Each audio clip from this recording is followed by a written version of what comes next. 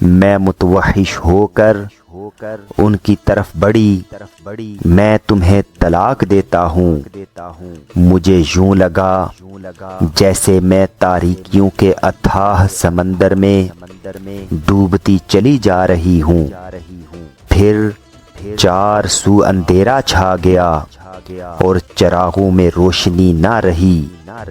گو خدشات اور اندیشے کافی دنوں سے میرا پیچھا کر رہے تھے اور مجھے سہما رہے تھے، لیکن میرے گمان میں بھی نہ تھا کہ یوں آنن فانن سب کچھ ختم ہو جائے گا۔ شیراز اپنی زبان سے ایک جملے کو 3 مرتبہ گردان کر کے مجھ سے اپنی محبت کے دعووں پر یک بہ یک خط تنسیخ کھینچ دیں گے، اور میں کارزار حیات میں تنہا، بے کس، بے بس، افسردہ اور رنجور کھڑی رہ جاؤں گی۔ وہ گھر جیسے میں فخر سے اپنا گھر کہا کرتی تھی، اس گھر میں میرے لیے کوئی جگہ نہ رہی تھی۔ اس گھر کے در و بام میری تیرا بختی پر ہونٹ نکالے رو رہے تھے۔ شدت غم سے میرا رواں رواں لرز رہا تھا اور میں آنکھیں پھاڑ پھاڑ کر ادھر ادھر دیکھتے ہوئے سوچ رہی تھی کہ خود اپنے گھر کے دروازے اپنے اوپر بند ہو جانے کے بعد میں کہاں پناہ پا سکوں گی۔ وہی انیکسی جہاں کبھی بجیا رہا کرتی تھیں میری جائے پناہ ٹھہری۔ مسز ہمدانی بجیا کے کالج کی ساتھی ہوا کرتی تھیں۔ گو بجیا کی شادی اور ان کے کینیڈا چلے جانے کے بعد مسز ہمدانی سے وہ مستقل تعلق قائم نہ رہا تھا، مگر کبھی کبھار فون پر بات ہو جایا کرتی تھی۔ ایک مرتبہ بجیا نے کینیڈا سے پاکستان آنے والے کسی آشنا کے توسط سے مسز ہمدانی اور ان کے بچوں کے لیے چھوٹی چھوٹی چند سوغاتیں بھی بھجوائی تھیں، جنہیں مسز ہمدانی تک پہنچانے کے لیے میں شیراز کے ساتھ ان کے گھر بھی گئی تھی۔ جواباً مسز ہمدانی بھی 2 مرتبہ ہمارے ہاں آئی تھیں۔ یوں بجیا کے حوالے سے مسز ہمدانی سے میرا تعلق ہنوز قائم تھا۔ طبعاً مسز ہمدانی میل ملاپ رکھنے والی ایک ہمدرد طبع خاتون تھیں۔ ہم دونوں بہنوں کی ذاتی زندگی کے اس المیے سے کہ ابو ہمارے ہوتے ہوئے بھی ہمارے نہ تھے وہ بخوبی آگاہ تھیں۔ میری شادی کے موقع پر انہوں نے بجیا کو نہ صرف صلاح مشورے دیے تھے بلکہ ان کا بہنوں کی طرح ہاتھ بٹایا تھا۔ ہمدانی صاحب نکاح کے موقع پر ہماری جانب سے گواہ تھے۔ بجیا کی شادی اور ان کے کینیڈا چلے جانے کے بعد مسز ہمدانی سے میرا وہ پہلا سا تعلق تو قائم نہ رہا، مگر اس سابقہ تعلق کے بل بوتے پر میں اپنے گھر کے دروازے بند پا کر ان کے دروازے پر دستک دینے کی جرت کر سکتی تھی۔ مسز ہمدانی کو میں نے ساری رویداد سنانا مناسب نہ سمجھی، بس اتنا کہا کہ ایک معمولی سی بات پر اختلاف رائے نے ہمارے درمیان کبھی نہ پٹ سکنے والی ایک خلیج حائل کر دی ہے۔ مسز ہمدانی جہاں دیدہ خاتون تھیں، معاملے کی نوعیت کو بڑی حد تک سمجھ گئیں۔ اور ٹھنڈی سانس بھرتے ہوئے بولیں، بی بی اس لیے تو بڑی بوڑھیاں شادی کے دوسرے برس بھی بہو بیٹیوں کی گود نہ بھرنے پر متفکر ہو جایا کرتی ہیں۔ میرے دل کا لہو آنکھوں سے آنسوؤں کی صورت رسنے لگا۔ تم گھبراؤ مت، میں تمہارے میاں سے خود بات کروں گی۔ مسز ہمدانی نے بڑے پیار سے میرے سر پر بڑی بہن کی طرح ہاتھ رکھتے ہوئے کہا، اب کوئی فائدہ نہیں آپا۔ میں نے کپ کپاتی ہوئی آواز میں کہا، کیوں؟ کیونکہ وہ مجھے طلاق دے چکے ہیں۔ میں نے گھٹی گھٹی آواز میں کہا۔ مسز ہمدانی نے چونک کر قدرے بے یقینی سے میری طرف دیکھا، پھر بولیں، زبانی رجعی یا؟ میں نے آنکھیں رومال سے خشک کیں اور مسز ہمدانی کی طرف دیکھتے ہوئے کہا، میں آپ کا مطلب نہیں سمجھی۔ مطلب یہ کہ ایک یا دو طلاقوں کی صورت میں واپسی کا دروازہ کھلا رہ جاتا ہے، لیکن 3 طلاقوں کی صورت میں واپسی کے راستے بند ہو جاتے ہیں۔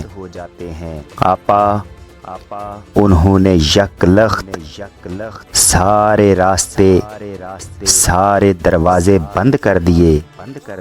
میں نے گھٹی گھٹی آواز میں کہا اور پھوٹ پھوٹ کر رو دی۔ مجھے یوں محسوس ہو رہا تھا جیسے دکھ کے دباؤ سے میرے حلق کی ساری پرتیں چٹخ جائیں گی۔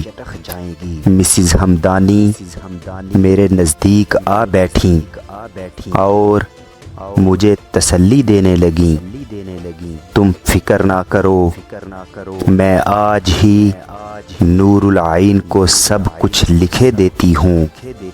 نہیں آپا، میں نے ہاتھ جوڑتے ہوئے ملتجی لہجے میں کہا، بجیا کو آپ ہرگز کچھ مت بتائیے گا، انہیں دکھ ہوگا تو کیا تم تنہا یہ صدمہ سہو گی؟ مسز ہمدانی بولی۔ میری آنکھوں میں پھر آنسو امڑ آئے۔ عورت ذات بہت کمزور، بڑی بے بس ہوتی ہے بی بی۔ ہاں آپا، مجھے اس کا اندازہ ہے، مگر مقدر میں جو آزمائش لکھی ہو اس سے مفر بھی تو ممکن نہیں۔ پھر اب کیا کرو گی؟ اس سوال کا جواب دینے کے بجائے میں نے مسز ہمدانی سے خود ایک سوال کر ڈالا، آپا کیا آپ مجھے اپنے گھر میں پناہ دے سکیں گی؟ بی بی اسے اپنا ہی گھر سمجھو، تمہیں اور نور کو میں بہنوں کی طرح سمجھتی ہوں، اور جب سے میرے میاں ڈیپوٹیشن پر سعودی عرب گئے ہیں تب سے تو یہ اتنا بڑا گھر مجھے بہت خالی خالی سا لگنے لگا ہے۔ مگر ایک بات ہے، وہ کیا؟ میں نور کو ضرور لکھوں گی، ابھی نہیں آپا، ذرا مجھ میں حوصلہ آ جائے، عادت پڑ جائے اس غم کی، پھر میں خود لکھوں گی بجیا کو۔ میں نے لجاجت سے کہا، بی بی بڑے دنوں میں کہیں جا کے تم اس صدمے کی عادی ہو جاؤ گی۔ مجھے اگر پتہ نہ چلتا تو کوئی بات نہ تھی، لیکن اب جب کہ میں حقیقت حال سے باخبر ہو چکی ہوں نور کو فوری طور پر مطلع کرنا میرا فرض بنتا ہے، ورنہ بعد کو وہ شکوہ کرے گی کہ میں نے اسے فوراً ہی اطلاع کیوں نہیں کی۔ آپا، میں نے ٹھنڈی سانس بھرتے ہوئے کہا، جو ہونا تھا وہ ہو چکا، اب بجیا کو فوراً مطلع کیا جائے یا تاخیر سے کیا فرق پڑتا ہے؟ ہاں، اگر شیراز نے 3 طلاقیں دے دی ہیں تب تو اب کچھ بھی نہیں ہو سکتا، مگر پھر بھی نور کو اطلاع کرنا ضروری ہے۔ مسز ہمدانی اپنے موقف پر ڈٹی رہیں۔ آپا، تھوڑی سی مہلت دیجئے مجھے تاکہ میں سب تفصیل کے ساتھ لکھ سکوں۔ آج ہی لکھ دو نا۔ آج تو اگر میں لکھنے بھی بیٹھی تو نہ انگلیاں ساتھ دیں گی نہ ذہن، میری آنکھیں پھر بر آئیں۔ اچھا ٹھیک ہے، جیسی تمہاری مرضی۔ مسز ہمدانی نے مجھے ہمدردانہ نگاہوں سے دیکھتے ہوئے کہا۔ آپا، میں نے سر جھکا کر کہا، مجھے آپ اپنی انیکسی میں رہنے کی اجازت دے دیں۔ دیں گی نا؟ انیکسی میں کیوں؟ تم ہمارے ساتھ رہو۔ نہیں آپا، 1-2 روز کی بات تو نہیں، اب تو مجھے انڈیپینڈنٹ زندگی گزارنا ہے، جس طرح آپ نے بجیا کو انیکسی دے رکھی تھی اسی طور اب مجھے دے دیں۔ میری مراد یہ تھی کہ میں پے ان گیسٹ کے طور پر انیکسی میں رہوں گی۔ بی بی نور کی بات اور تھی، وہ اپنے پاؤں پر کھڑی تھی، خود کفیل تھی۔ مسز ہمدانی میری بات کا مطلب سمجھتے ہوئے بولی، فی الحال تو میرے پاس ان زیورات کے سوا کوئی اثاثہ نہیں جو بجیا نے مجھے جہیز میں دیے تھے، مگر میں کوشش کروں گی کہ جلد ہی کوئی چھوٹی موٹی ملازمت تلاش کر سکوں۔ کاش میری تعلیم ادھوری نہ رہ گئی ہوتی۔